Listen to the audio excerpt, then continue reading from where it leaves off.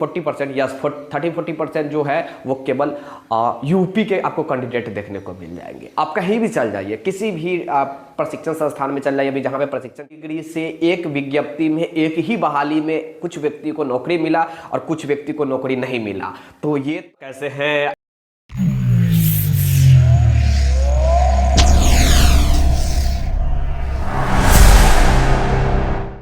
I hope आप लोग स्वस्थ होंगे, मस्त होंगे और तंदुरुस्त भी होंगे।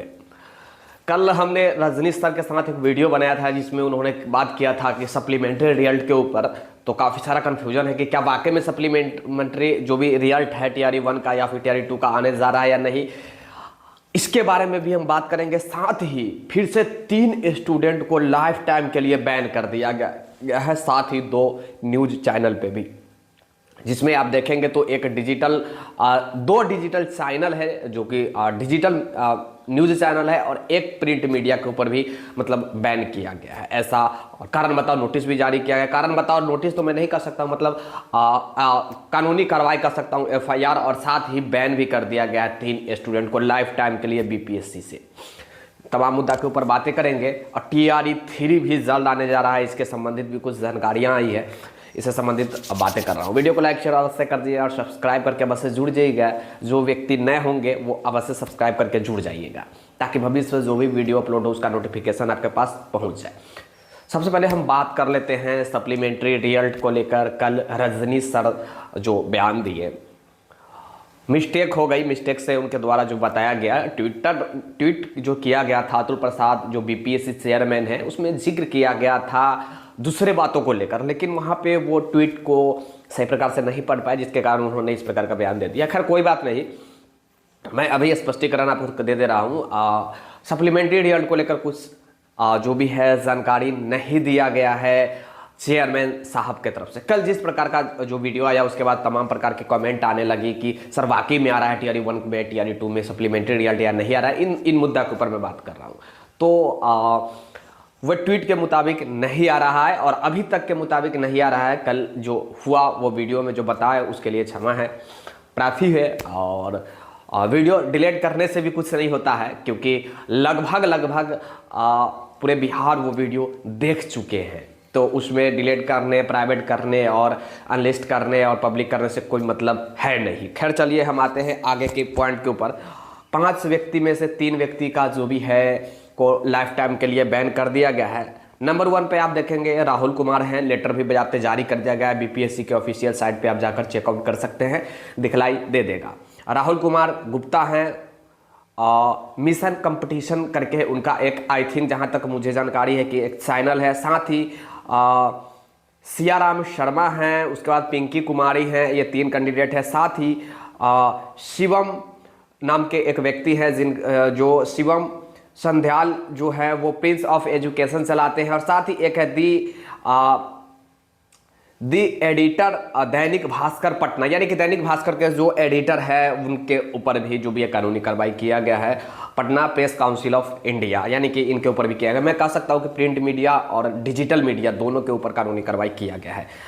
अब क्यों किया गया है, इसमें से जो कैंडिडेट है उनको लाइफ टाइम के लिए बैन कर दिया गया है, जहां तक मुझे जानकारी मिला है। कुछ लोग कह रहे हैं कि 5 साल, कुछ लोग कह रहे हैं कि लाइफ टाइम, लेकिन यहाँ पे 5 वर्ष के लेटर में आप देखेंगे तो 5 वर्ष का जिक्र किया गया है। बहुत लोग कह रहे थे कि लाइफ टाइम बैन किया गया है, तो ऐसा कुछ नहीं है। यहाँ पे 5 वर्ष तक जो भी है प्रतिबंधित लगाया गया है कि 5 वर्ष तक वो जो है BPSC के एग्जाम में नहीं बैठ सकते हैं। खैर चलिए आगे हम आते हैं। इस मुद्दा से हटकर हम बात कर लेते हैं अब TRE 3 का। TRE 3 का काफ़ी सारा प्रश्न आ रहा है कि सर कितनी सीटें आने की संभावनाएं हैं।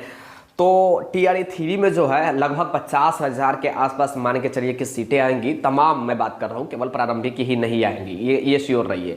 चाहे 1 to 5 का हो, 6 to 8 का हो, 9, 10, 11, 12 सारे सीट मिला करके आएंगी।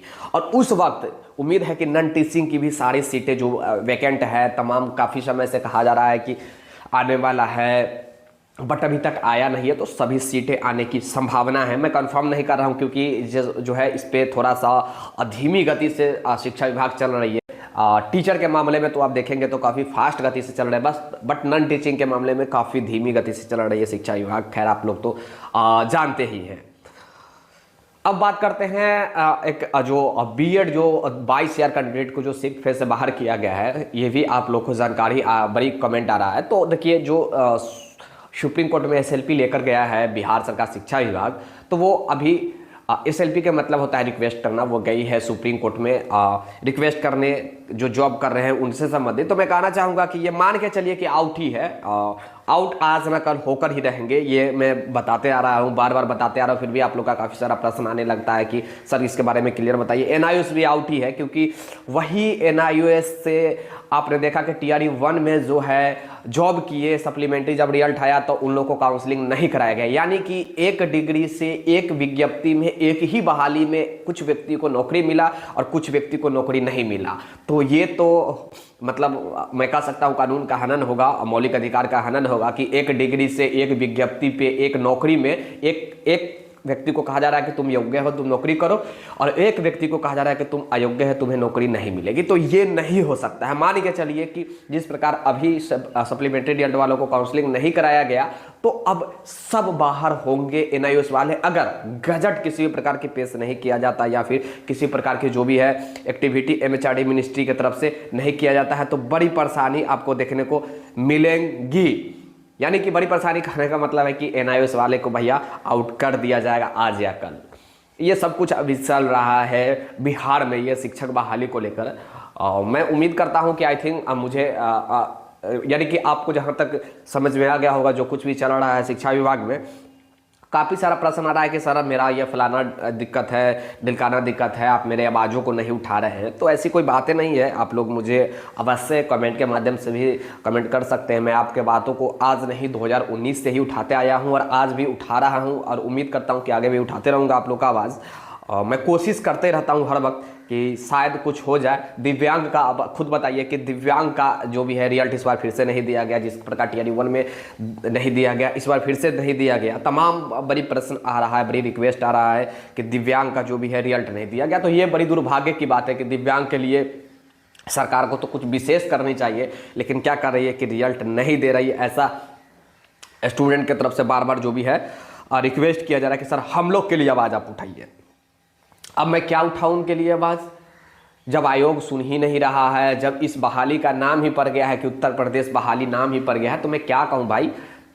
जब रिजल्ट आता है तो भैया उसमें देखेंगे तो सबसे अधिक उत्तर प्रदेश के कैंडिडेट का सिलेक्शन होता है, बिहार का काफ़ी कम होता है। हम डॉक्यूमेंट वेरिफिकेशन में भी गए हैं तो ज़्यादातर अदर स्टेट का छत्तीसगढ़, चंडीगढ़, महाराष्ट्र, पश्चिम बंगाल, पंजाब, उत्तर प्रदेश, मतलब महाराष्ट्र, झारखंड, यूपी, तमाम जगह के लोग हैं। यूपी के सबसे ज़्यादा तो यूपी के ही है। तो हर भारत के हर कोने कोने से लोग आए हुए हैं, ये अच्छी बात है कि आए हैं, लेकिन ज़्यादातर आप देखेंगे तो यूपी के हैं। अब पता नहीं क्यों है यूपी के, मैं इसके ऊपर टिप्पणी नहीं करूंगा, नहीं तो कुछ लोग कहेंगे कि सर आप जो भी है जो भी है अपने स्टेट को के आप प्राथमिकता दे रहे हैं, दूसरे स्टेट वालों को आप इग्नोर कर रहे हैं, तो ये गलत होगा। तो मैं कहना चाहूँगा कि गवर्नमेंट अगर वाकई में ऑफर दिया है तभी वो लोग आए हैं। सीधा बात मैं समझता हूँ, गवर्नमेंट अगर कही है कि तुम लोग आओ यहाँ पे तो वो लोग आए हैं। खैर चलिए, मेरा कहने का मतलब ये है कि बहाली जो अभी हुई है उसमें मेरे हिसाब से 40% से भी एवं मान के चलिए कि 40% या 30-40% या 30-40% जो है वो केवल यूपी के आपको कैंडिडेट देखने को मिल जाएंगे। आप कहीं भी चल जाइए, किसी भी प्रशिक्षण संस्थान में चल जाइए, अभी जहाँ पे प्रशिक्षण चल रही है, ट्रेनिंग चल रही है, इंडक्शन ट्रेनिंग चल रही है, वहाँ चल जाइए, या फिर डीवी चल रही है, डॉक्यूमेंट वेरिफिकेशन चल रही है, वहाँ भी चल जाइए, आपको देखने को मिल जाएगा। खैर जो भी है अब जुड़े रहिएगा, जैसे जैसे जो भी जानकारी आएगा आपके भी देने का मैं प्रयास करूँगा। और आप लोग अगर विश्वास नहीं हो रहा है तो जहाँ भी इंडक्शन ट्रेनिंग हो रहा है वहाँ पर जाकर आप लोग देख लीजिएगा कि कहाँ का कौन कैंडिडेट है, आपको खुद ब खुद मालूम चल जाएगा। या फिर आप जो है आप जहाँ पे डीवी चल रहा है डॉक्यूमेंट वेरिफिकेशन, वहाँ भी आप जाकर देख सकते हैं डीवी में, या फिर प्रशिक्षण इंडक्शन ट्रेनिंग जहाँ चल रही है वहाँ। खैर चलिए,